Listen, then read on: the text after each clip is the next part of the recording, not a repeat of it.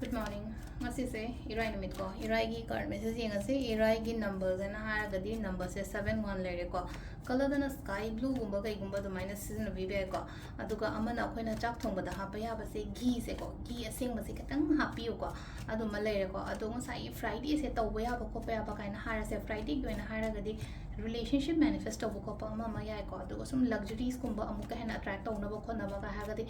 isha nan ba ko khoi first ko isha nan ba ma leire aduga second thing ai yum kai nana thamo dum imung manung yam thina well organized toraga leina ko ka ga sem ka fragrance chelan ba do isha chelan ba dana tan ko ka ga har ga de kona ka se chang matam da manam nushi ba ga leidana ko hari imung se changa ko matam da sum leina ko dukan da ga da kona chang matam da khatang inging lawo manam gum banam han ba kolan ba dum ba leina ko alman tuk kum ba tha bani khang de room freshener gum ba sena bani khang de ko aduga isha gi oina hari perfume nung fume kari crash gum ba mayam se dum use to biyo ko aduga masa su na na le biyo ko wakhan su nungai na le biyo ko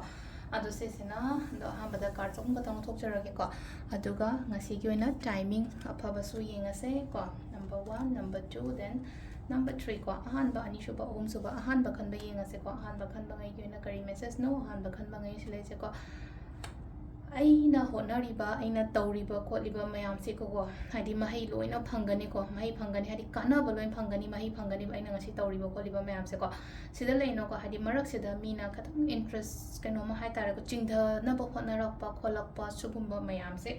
amta hai tare ko amta usanong no tasanong no just nangi thabak tu da oina focus to wan hari ba sida ai matung da kari ngangnari ai nakan nakan da kari ngangi kholi loi to adu ta leraga di hari life sem ka move on to bangam de da na ko adu do na kai khai ke hai kan se da just ignore avoid everything ko adu ga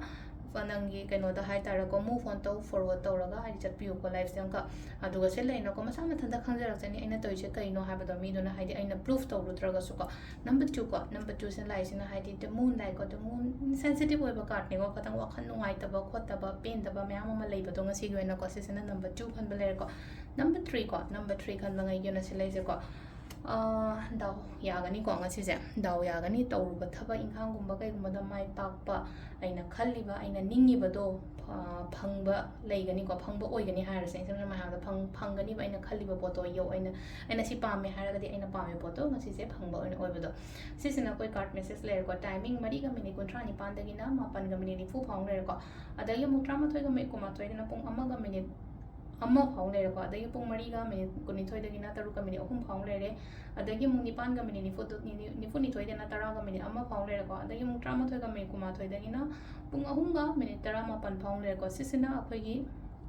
ngasi gi oina ko ngasi gi oina Afaba timing ko ado sida leire ko akhoi gi irai gi oina daily card message se ma'am thank you